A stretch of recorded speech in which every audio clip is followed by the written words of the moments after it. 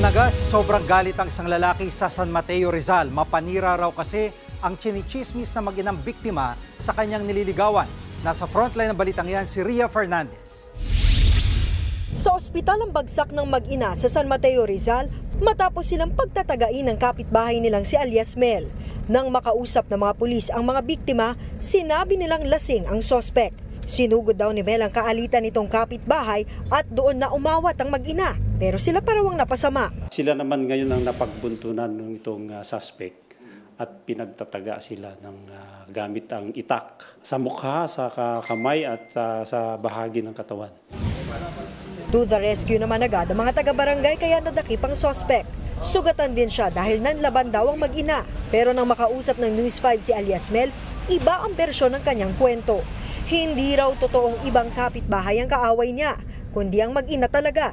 Sinisiraan daw kasi siya ng mga biktima sa nililigawan niyang babae. Mamamanhi ka na lang ako, siniraan pa ako. Para kang kumuha ng bato para ipukpok sa ulo mo.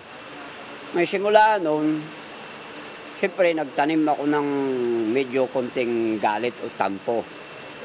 O sa kapitbahay ko na yan. Pinasinungalingan din ni alias Mel ang sinabi ng mga biktima na lasing siya nang mangyari ang pananaga. Ang mag-ina rin daw ang unang nanakit. Yung nanay, may handang pumalo. Talagang pinaghandaan ako. O, paglapit ko, bakit ka ako ganun hanggang ngayon hindi mo ako tigilan? Biglan na ako pinalo. Ha? Di ang ginawa ko, tumakbo ako sa loob ng bahay, kumuha ako ng itak. Ayun, pinagtulungan na nila ako. Sa kabila ng paliwanag ng sospek, maharap siya sa reklamong frustrated murder.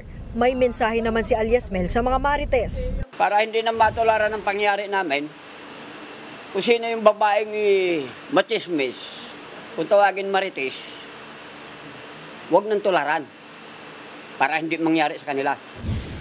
Nagbabalita mula sa Frontline, Ria Fernandez, News 5. Mga kapatid, Jiggy Manikad po, iba na ang may alam at may pakialam sa panahon ngayon.